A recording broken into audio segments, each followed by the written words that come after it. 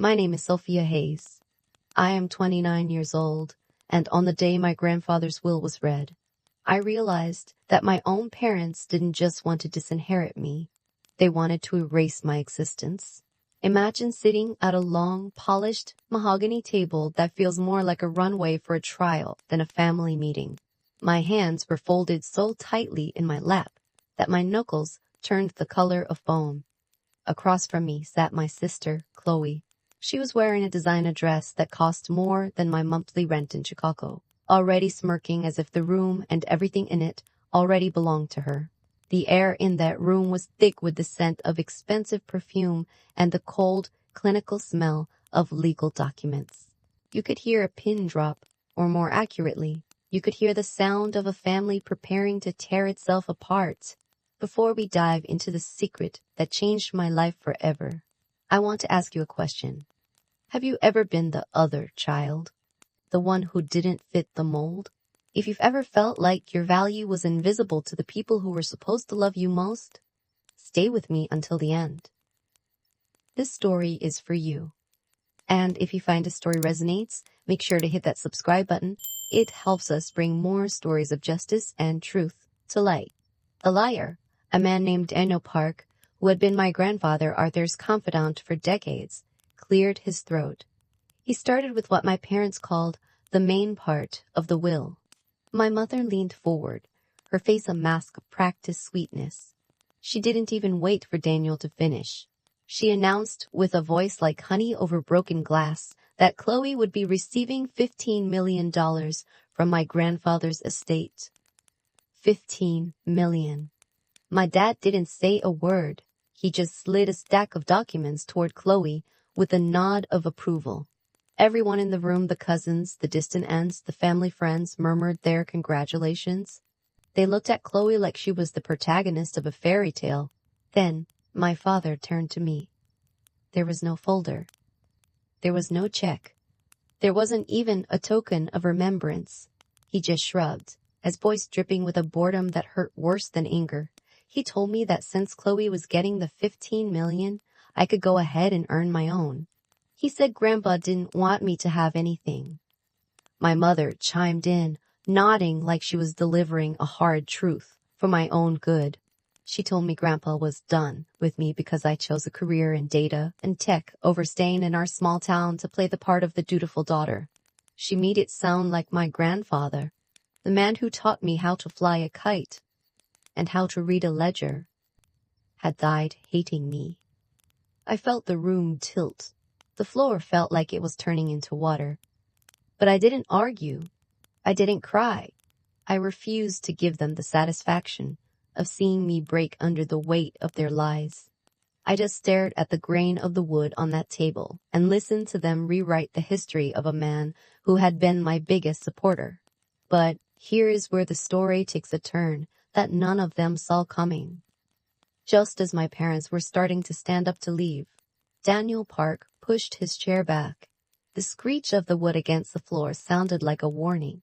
He stood up and told the room that there was a second document, a sealed, hidden document that my parents had never been allowed to see. He said it was a codicil, meant to be read only when the entire immediate family was present, and specifically, only when I was in the room. My mother's face drained of color. My father tried to laugh it off, claiming Grandpa must have been confused near the end. But Daniel didn't flinch. He reached into his briefcase and pulled out a thick, sealed envelope. He set it on the table like a live grenade. Before I tell you what was in that envelope, I want to take you back. Because to understand why my grandfather did what he did, you have to understand the years of silence and the messages that never reached their destination. If you think you know how this ends, think again. The real mystery isn't just about the money. It's about a hidden empire and a series of missing emails that were about to be found. Daniel Park broke the seal. He unfolded several pages, covered in my grandfather's careful, old-fashioned handwriting, blended with formal legal print. My heart was hammering so loud, it felt like it was in my throat. I could barely breathe. Then, the words started to cut through the silence. To my granddaughter Sophia Hayes, Daniel read, I leave full controlling interest in Harborman Analytics. The room went cold. My dad blurted out that it was impossible. He said Grandpa barely knew how to use a smartphone, let alone build a tech company. But Daniel kept reading. He explained that Harbormine wasn't some hobby or a small-town shop. It was a growing AI platform based out of Atlanta, designed to help small businesses manage inventory and cash flow. It already had partnerships, revenue, and massive growth potential. It was worth far more than the $15 million my parents had just handed to Chloe. But the most devastating part wasn't the money. It was the reason why. Daniel lowered his eyes to the page and continued reading my grandfather's words. Arthur wrote that he was fully aware that my parents, Mark and Linda, had been keeping me away from him. He wrote about messages disappearing. He wrote about how my parents told him I was too busy for him, while they told me he was too tired or too confused to see me. He had watched them put Chloe in front of cameras for social media points while they edited me out of his life. I remembered then all the texts I sent that went unanswered, all the times I tried to come home for a weekend, only to be told by my mother that it was a bad time. My throat closed up as the truth settled in. They hadn't just taken my inheritance, they had stolen my time with the only person who truly understood me. My mother shot to her feet, screaming that it was a lie. She jabbed a finger at me, calling me the problem. But Daniel wasn't finished. He revealed that Grandpa had also noticed large, unauthorized transfers from his accounts, money my parents used to fund Chloe's influencer lifestyle and their own luxury travel. I may be old, Grandpa had written, but I am not stupid. As the tension in that room reached a breaking point, my father tried to claim Grandpa was paranoid. He tried to say the document was signed under pressure. That's when Daniel reached into his briefcase one last time and pulled out a small black flash drive. He told us that Arthur had recorded a video when the document was signed, with a physician present to certify his mental competence. If you're enjoying this journey for justice, don't forget to give this video a thumbs up. It tells the algorithm that stories of truth matter. The video played and there was my grandfather. His eyes were clear, his voice steady. He told the camera that he was choosing me because I understood systems and numbers, and because I was the only one who didn't view him as a bank account or a prop for a video. He said he knew my parents would try to call him senile, so he was making his intentions undeniable. The fallout was absolute. The court appointed forensic accountants. Every designer bag Chloe flaunted and every luxury car my dad bought with Grandpa's money was tracked. They didn't just lose the inheritance. They were ordered to pay back what they had stolen. To do that, they had to sell the legacy house with the white columns. They had to sell the cars. Their reputation in our small town evaporated. Chloe's influencer career collapsed when people realized her heartfelt videos with Grandpa were funded by financial abuse. Brands dropped her. Her followers vanished. My parents ended up in a small rental out west, living a life of anonymity and discount coffee. The very life they were so afraid of. As for me, I took Harbormine Analytics and turned it into exactly what Grandpa wanted, a lifeline for the little guys. We help the bakeries and the hardware stores thrive in a world of giants. I moved to Atlanta with Grandma Ruth, who finally got to leave the house of lies behind. Every day, I look at the old wristwatch Grandpa left me. Inside the back, there is a photo of me at 17 and an engraving that says, "For the granddaughter they never understood, but I always believed in." The lesson here is simple. Never let someone else's inability to see your value define your worth. You are allowed to walk away from rooms where you aren't respected and build your own. If you want to see the specific data tools we built to honor Arthur's legacy, or if you want to hear more about how we tracked down the missing emails, let me know in the comments. Would you like me to dive deeper into the legal battle that followed the will reading? Or perhaps you'd like to hear the story of how Chloe tried to reach out 2 years later. Just say the word and we'll keep the story going. Thank you for listening. Keep building, keep believing, and never let them erase you. The legal victory was only the first domino to fall. While the courtroom felt like the climax of a movie, the reality was much quieter, much colder, and buried deep within rows of spreadsheets that told the true story of my family's betrayal. Daniel Park introduced me to Marcus Thorne, a forensic accountant who looked more like a federal agent than a bookkeeper. He didn't care about my mother's tears or my father's indignant protests. Marcus only cared about the math, and as he began to peel back the layers of the Hayes family finances, the perfect life my parents had curated online started to look like a house of cards built on a foundation of theft. If you've ever wondered how someone can look you in the eye while emptying your bank account, pay close attention to this next part. The methodology of betrayal is often surprisingly systematic. Marcus started with the joint accounts. My father, Mark, had power of attorney, a responsibility he treated like a personal credit line. But it wasn't just about big, flashy withdrawals. The truly chilling part was the micro-theft. Marcus showed me a pattern of lifestyle subsidies.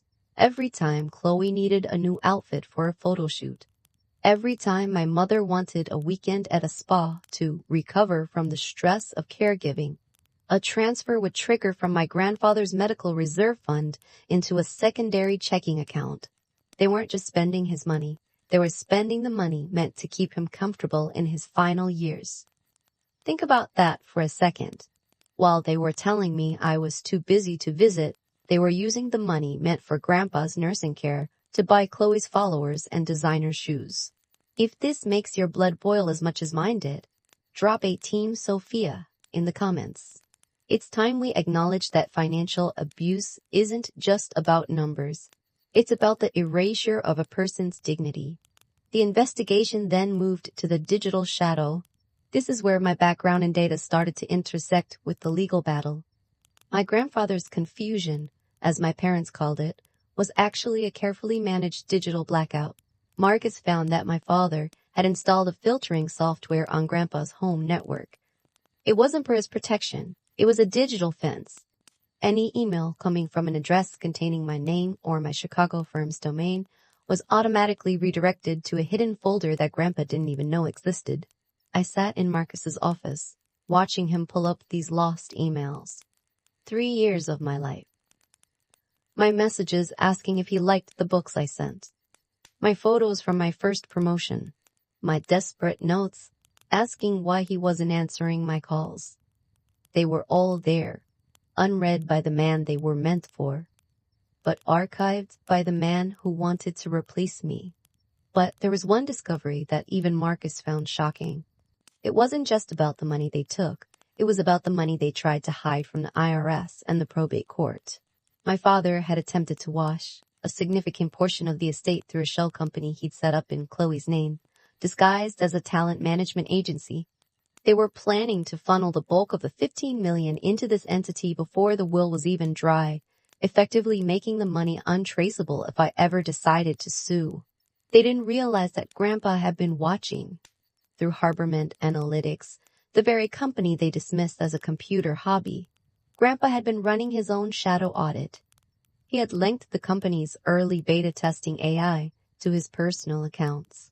The system was designed to flag irregular inventory movements for hardware stores, but Grandpa had tweaked it to flag irregular emotional expenditures. Every time a transfer didn't match his historical spending patterns, the AI logged it. He didn't confront them. He knew that if he did, they would simply move him to a facility and take away his computer. Instead, he fed the data to Daniel Park in secret, building a digital fortress that would only unlock when he was gone. He used their own greed as the ultimate trap. The most suspenseful moment came when Marcus found the red folder. In the middle of a standard audit of my mother's personal credit cards, he found a recurring payment to a private investigator. My parents hadn't just been blocking my calls, they had been tracking me.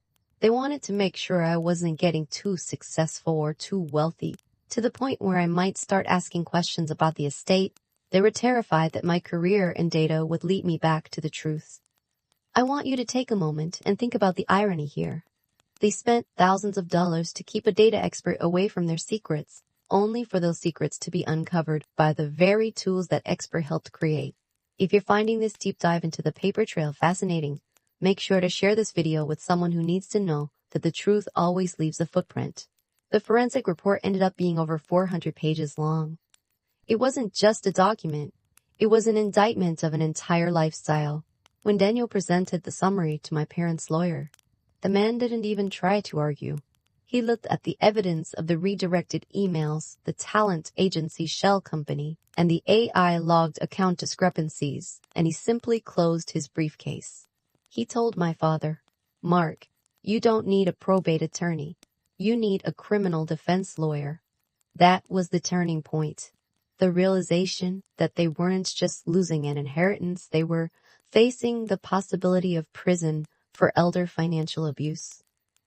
The bravado vanished. The smirks on Chloe's face were replaced by a permanent look of terror. My mother's sweetness turned into a frantic, jagged desperation. But even then, they had one last card to play. Or so they thought. Have you ever seen someone try to bargain with a mountain? That's what it felt like when my father called me. 3 days after the forensic report was released. It was the first time he had called me in a year. His voice wasn't bored anymore. It was shaking. He didn't ask how I was. He didn't apologize. He simply said, "Sophia, if you go through with this, you'll destroy Chloe's life. Do you really want to be the reason your sister has nothing?" I sat in my office at Harbormond, looking at the logo on the wall, the one Grandpa and I had talked about in his store. I realized then that they were still trying to use the family card to protect their theft. They wanted me to feel guilty for the consequences of their actions. I told them, "Dad, I'm not the reason Chloe has nothing. The truth is the reason. And the truth is something you can't earn your way out of." I hung up. And that's when I gave Daniel the green light to file the final motion. The house, the cars, the influencer brand, it was all going on the auction block. Would you like to hear about the day the moving trucks arrived at the Savannah house? Or should we talk about the first board meeting at Harbormond, where I finally saw the full scale of what Grandpa had built for me? The next chapter of this story involves a secret partnership that Arthur had forged with a tech giant, a partnership that my parents never even suspected. Stay tuned, because we are just getting started on the Earn Your Own journey. If you're ready for the next section, let me know. What would you do if you found out your parents had a red folder on you? Tell me in the comments below. The day the for sale sign went up on the Savannah house was the day the mask finally shattered for the rest of the world. My mother, Linda, had spent 20 years making sure that house was the envy of the county. The white columns were always freshly painted. The azaleas were always perfectly trimmed. It was the backdrop for every Happy Holidays post and every Sunday brunch video Chloe had ever uploaded. But as the forensic audit's findings leaked into the local social circles, the invitations stopped coming. The friends who used to clamor for a seat at their table suddenly found themselves busy when my mother called. This is the part of the story they don't tell you in the movies. When the money goes, the audience goes with it. I stood across the street in my car, watching as movers hauled out the Italian leather sofas and the crystal chandeliers. Chloe was standing on the lawn, her phone in her hand, but for the first time in years, she wasn't filming. She looked small. She looked like the girl who used to laugh at my nerd attack projects. Only now, the nerd was the one holding the keys to the kingdom. My father walked out of the front door carrying a box of his own awards and trophies. He saw my car. For a second, our eyes met. I expected rage. I expected him to scream at me, to call me a traitor. But instead, he just looked tired. He looked like a man who had finally realized that his math had failed him. He had calculated the value of his daughters based on how they looked on a screen, and he had forgotten to calculate the value of integrity. But the real work was just beginning for me. I had moved to Atlanta to take the helm of Harbormond Analytics. Walking into that office for the first time wasn't like walking into a corporate headquarters. It felt like walking into a laboratory of the future. The team was young, hungry, and incredibly talented, and they all looked at me with a level of respect that I had never received in my own home. Your grandfather talked about you every day, the lead engineer, a woman named Sarah, told me. He used to say that he was just the caretaker. He was building the body, but he was waiting for you to provide the brain. That's when I realized the true scale of Arthur's genius. He hadn't just built a company, he had built a community. Harborman wasn't just about inventory management. It was about economic sovereignty for small businesses. He had seen how big corporations were using data to crush the local shops, and he decided to give the little guys the same weapons. I spent the first month diving into the secret partnership documents. It turns out my grandfather had been in talks with a major cloud infrastructure provider. They didn't want to buy Hovermind. They wanted to integrate our AI as their small business core. The deal was worth tens of millions in licensing fees alone. But there was a catch. The deal required the founder, Arthur, to certify that the company was free of legal encumbrances. My parents' attempt to contest the will and claim ownership of Harborman had put the entire deal in jeopardy. They weren't just trying to steal my inheritance. They were actively destroying the future of 50 employees and thousands of small business clients. If you've ever had someone try to sabotage your career out of spite, you know the feeling. It's a mix of fury and a cold, hard determination to win. I realized I couldn't just sit back and let the probate court handle it. I had to take the fight to the boardroom. I called a meeting with the tech giant's representatives. I sat at the head of the table the same way I had sat at that mahogany table in the lawyer's office. But this time, I wasn't the one being told what I was worth. I was the one setting the price. My parents are contesting the ownership, I told them, my voice steady. But I have the forensic evidence, the video testimony, and the controlling shares. I'm not asking you to wait for the court. I'm asking you to look at the data. The AI doesn't lie. My grandfather's intentions are coded into the very software you want to license. The lead negotiator looked at me for a long time. Then he smiled. Your grandfather said you were the sharpest mind in the room, Sophia. I think he undersold you. They signed the interim agreement that day.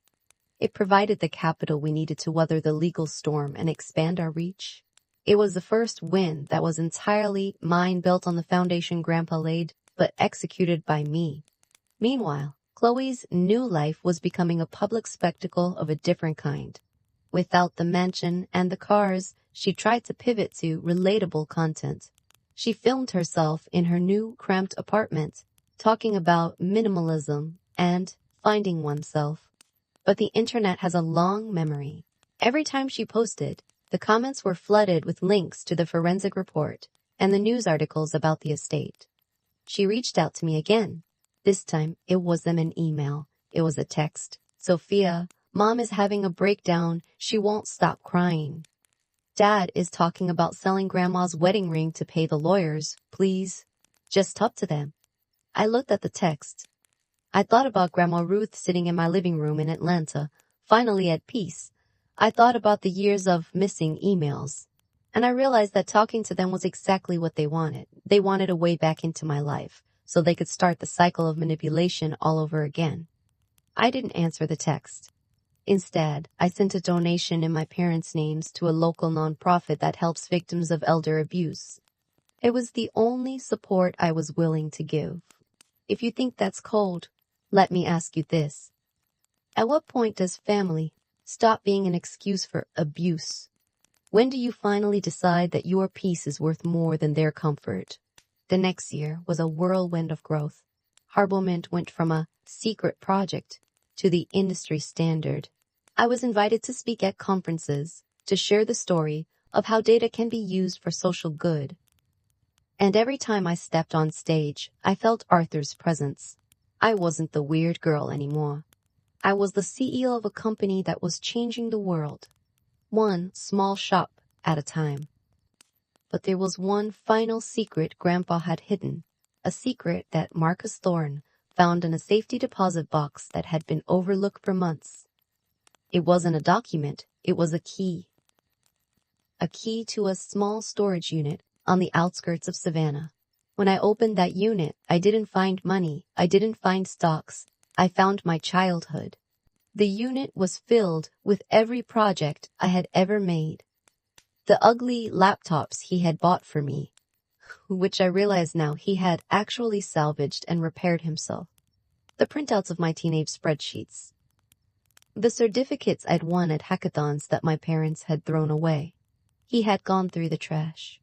He had rescued my history from their erasure. I sat on the floor of that storage unit and cried. Not because I was sad, but because, for the first time in my life, I felt completely seen. He hadn't just believed in my future. He had cherished my past. If you've ever felt like your history was being rewritten by people who didn't value you, I want you to know that your truth is still out there. It's waiting for you to find it. So what happened when I finally faced my parents one last time at the final settlement hearing? And what did Chloe say when she walked into the Harwoman offices 2 years later, not as a sister, but as a job seeker? I'm going to share that with you in the next part. But first, I want to hear from you. Have you ever found a treasure from someone who believed in you when no one else did? Share your stories in the comments. And if you're ready for the conclusion of Sophia's journey, make sure you're subscribed with notifications turned on. The final act is about to begin. The final settlement hearing wasn't held in the grand, wood-paneled courtroom I had imagined. Instead, it took place in a sterile conference room in a municipal building that smelled of industrial cleaner and stale coffee. There was no jury, no gallery of spectators. Just the judge who looked like he hadn't slept in a week, and a handful of lawyers who were eager to move on to their next case. My parents sat on one side of the table, looking like shadows of the people who had tried to erase me just a year prior. My father's suit, once sharp and commanding, now hung loosely on his frame, as if he had literally shrunk under the weight of his own choices. My mother didn't look at me once. She kept her eyes fixed on a small chip in the laminate tabletop, her fingers twisting a cheap tissue into a tight white rope. This was the moment where the math finally reached its sum. The forensic reports were undisputed. The video evidence was ironclad. The talent agency shell company had been dismantled, and the funds remaining in it had been frozen. This hearing was merely a formality to sign over the last of their assets to cover the restitution owed to my grandfather's estate, and by extension, to the company he had left to me. I remember the silence in that room being heavier than the arguments. When the judge asked if there were any final statements before the orders were signed, my father stood up.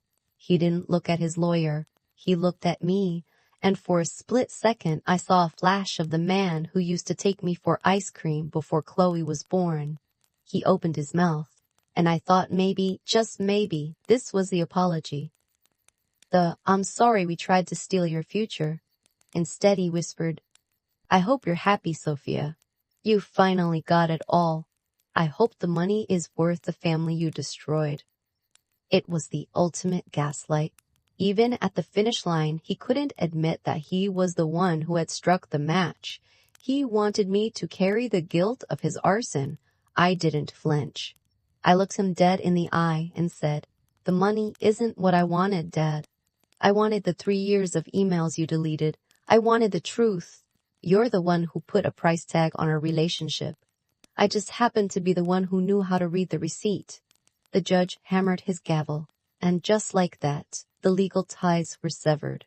I walked out of that building into the bright Atlanta sun, and for the first time in my life, I felt light. I wasn't the other daughter. I wasn't the difficult child. I was just Sophia Hayes, and I had a company to run. In a relationship with your own parents, have you ever had to set a boundary so hard it felt like cutting off a limb?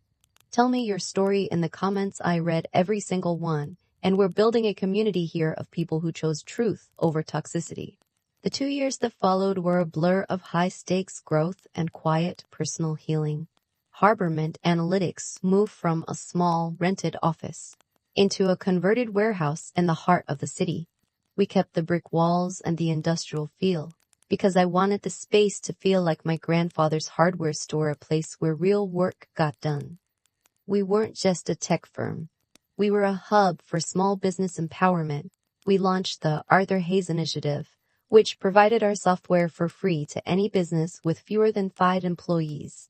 We saw bakeries in rural Georgia use our predictive modeling to reduce food waste by 40%. We saw independent bookstores in the Carolinas use our inventory tracking to compete with the online giants. Every success story that landed in my inbox felt like a letter from Grandpa. Grandma Ruth was my rock during this time. She lived in the guest suite of my new home, and she became the unofficial Chief Wisdom Officer of Harbormond. She would come into the office on Tuesdays and Thursdays, bringing homemade cookies and sitting with the junior analysts.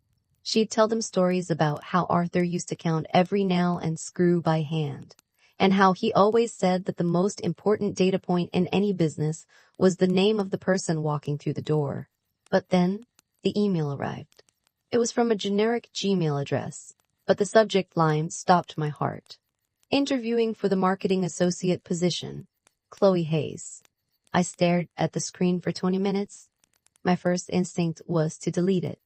My second instinct was to laugh. The audacity of her applying for a job at the very company she had tried to help our parents steal was staggering. But then I looked at her resume.